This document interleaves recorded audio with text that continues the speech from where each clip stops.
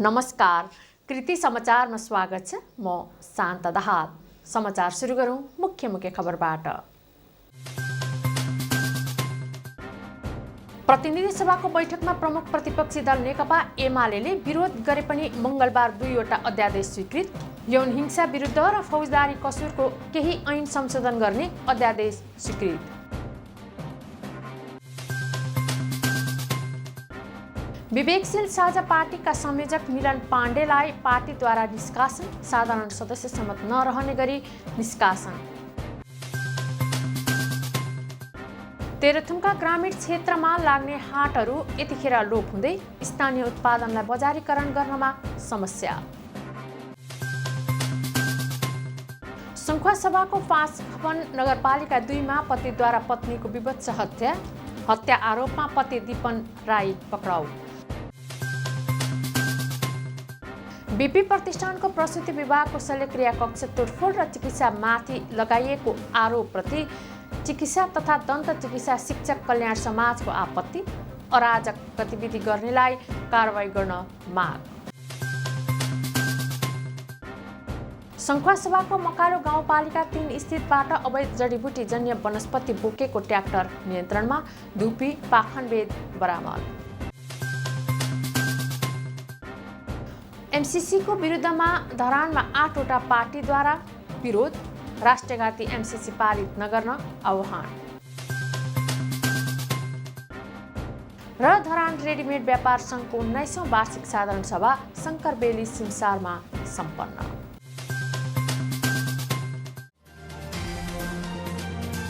अब समाचार विस्तारमा। प्रतिनिधि सभाको बैठकमा प्रमुख प्रतिपक्षी दल नेकपा एमालेले विरोध गरे पनि मंगलबार 2वटा अध्यादेश स्वीकृत गरिएको छ।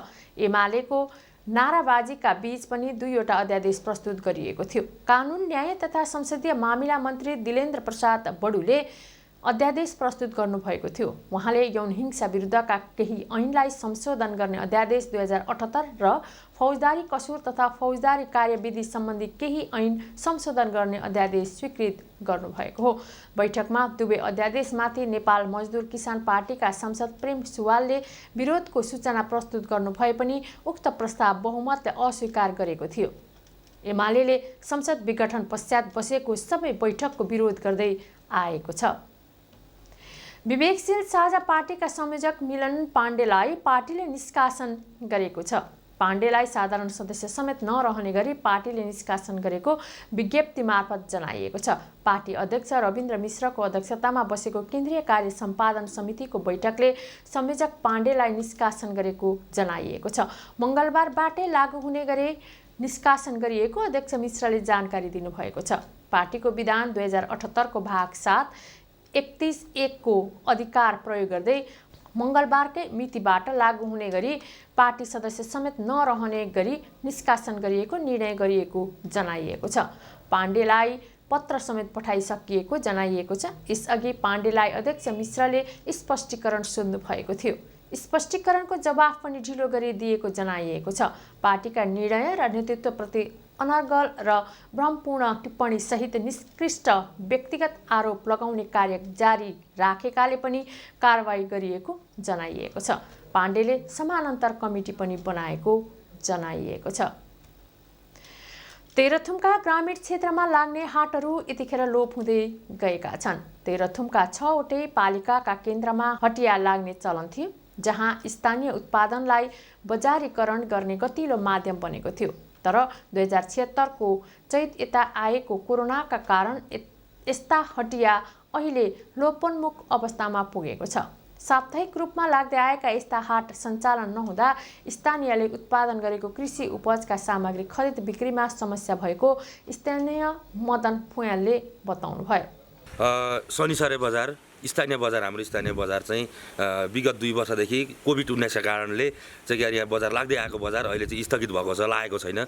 यसले गर्दाखेरि हामी नागरिकहरूलाई चाहिँ हाम्रा छरछिमेकमा यो बजार एरियाको चाहिँ के अरे वरपर रहेका हामी नागरिकहरूलाई चाहिँ हामीले उत्पादन गरेका विभिन्न किसिमका चाहिँ के अरे तरकारी बाली, तरकारीहरू, बिउ बिजन, माछा मासु, अन्न उत्पादनहरू चाहिँ गरेर हामीले यहाँ बिक्री गर्न पाएका छैनौँ। कोरोनाका कारण भिडभाड हुने हाटहरू हराए जस्तै द्वन्द्वकालमा मेलाहरू विस्थापित बनेका थिए।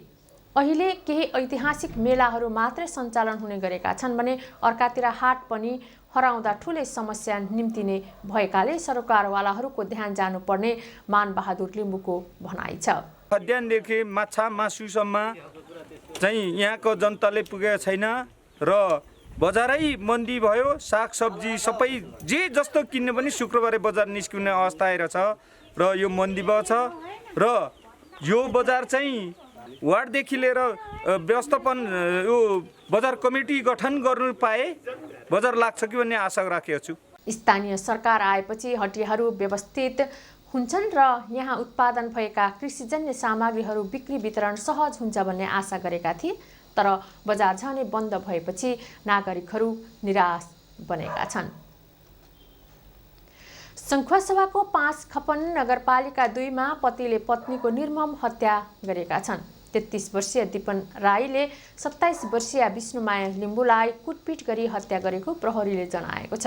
मृतकको शरीरको विभिन्न भागमा निलडाम रहेको, स्तन तथा टाउकोमा गहिरो चोट रहेको वडाध्यक्ष शुक्रराज राईले जानकारी दिनुभयो। आइतबार राति करिब 8 बजेतिर ह्याम्बर र अगुल्टो प्रहार गरी पत्नीको हत्या गरेको अवस्थामा भेटिएको हो। हत्या पश्चात ओछ्यानमा लगेर सुताएको अवस्थामा भेटिएको वडाध्यक्ष राईले जानकारी दिनुभयो। मृतकको सिरानीमा ह्याम्बर भेटिएको र दागको प्रकृति हेर्दा ह्याम्बरसहित अन्य हतियार प्रयोग भएको बुझिएको छ। सब पोस्टमार्टमको लागि बिपी कोइराला स्वास्थ्य विज्ञान प्रतिष्ठान धरान लगिएको छ भने पतिलाई प्रहरीले नियन्त्रणमा लिएको छ। कृति समाचारमा अब विज्ञापन।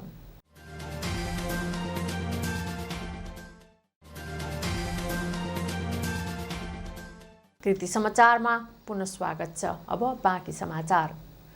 बिपी कोइराला स्वास्थ्य विज्ञान प्रतिष्ठानको प्रसुति विभागको शल्यक्रिया कक्ष तोडफोड र चिकित्सकमाथि लगाइएको आरोपप्रति चिकित्सा तथा दन्त चिकित्सा शिक्षक कल्याण समाज BPKIHSले गम्भीर ध्यानाकर्षण भएको जनाएको छ।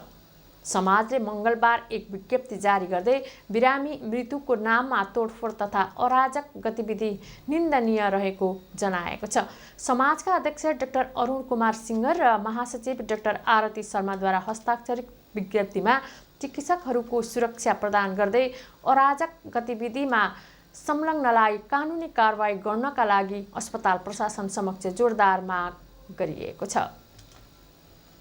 सङ्खुवासभाको मकालु गाउँपालिका 3 स्थितबाट अवैध जडीबुटीजन्य वनस्पति बोकेको ट्र्याक्टरसहित प्रहरीले पक्राउ गरेको छ। सोमबार मकालु 3 स्थित कोशी लोकमार्गमा इलाका प्रहरी कार्यालय हेदङनाबाट खटिएको प्रहरी टोलीले चेक जाँचको क्रममा ना7 5621 नम्बरको ट्र्याक्टरमा सदरमुकामतर्फ लाँदै गरेको अवस्थामा धुपी 148 किलो 838 ग्राम, पाखनबेद 71 किलोग्राम सहित नियन्त्रणमा लिएको जनाइएको छ। प्रहरीले खाँदबारी नगरपालिका 3 का 23 वर्षीय अनिल दर्जीलाई पक्राउ गरी मकालु बरुण राष्ट्रिय निकुञ्जमा बुझाइएको जिल्ला प्रहरी कार्यालय सङ्खुवासभाले जनाएको छ।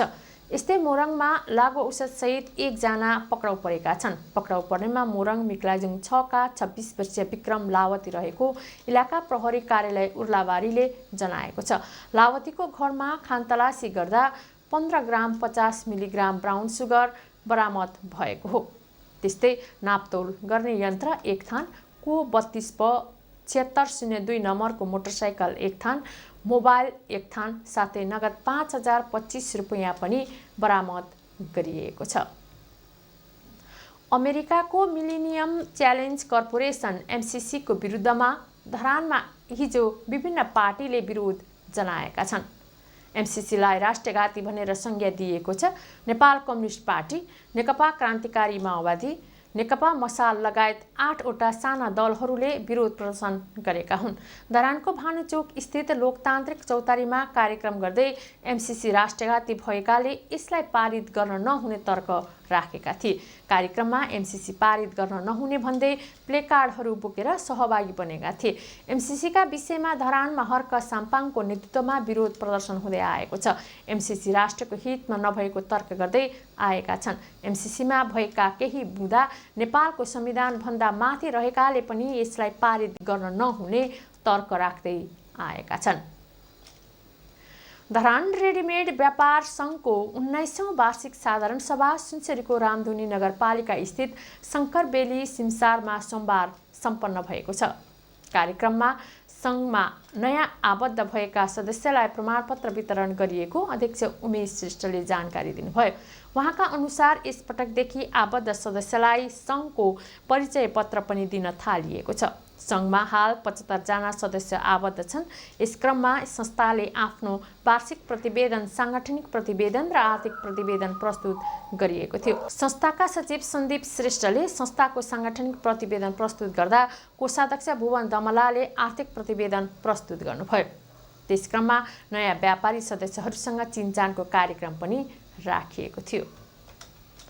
धरान 15 को के इन्टरनेसनल स्कुलले सोमबार कक्षा 9 का सबै र 11 का व्यवस्थापन विषयका विद्यार्थीलाई सहभागी गराएर आर्थिक व्यवस्थापन सम्बन्धी एक दिने प्रशिक्षण दिएको छ। विद्यालयका संस्थापक गिरिधारी सापकोटा र प्रिन्सिपल डाक्टर क्लेरेन्स पिटरको उपस्थितिमा दिएको प्रशिक्षणमा सुनसरीको खनार स्थित रिलायन्सका उपाध्यक्ष महेश पोखरेलले उद्योग स्थापना गर्दा बैंकिङ प्रक्रिया, वित्तीय संस्थामा लगानी गर्ने तरिका बारेमा जानकारी गराउनुभयो। प्रशिक्षक पोखरेलले विद्यार्थीहरूलाई समय व्यवस्थापन, स्व अध्ययन, पाठ्यक्रम बाहिरका पुस्तक पनि पढ्न सुझाव दिनुभएको थियो। प्रिन्सिपल डाक्टर पिटरले विद्यार्थीहरूलाई करियर बनाउन र आर्थिक रूपले सक्षम बन्न प्रेरित गर्नका लागि प्रशिक्षण दिएको बताउनुभयो। अब खेल खबर।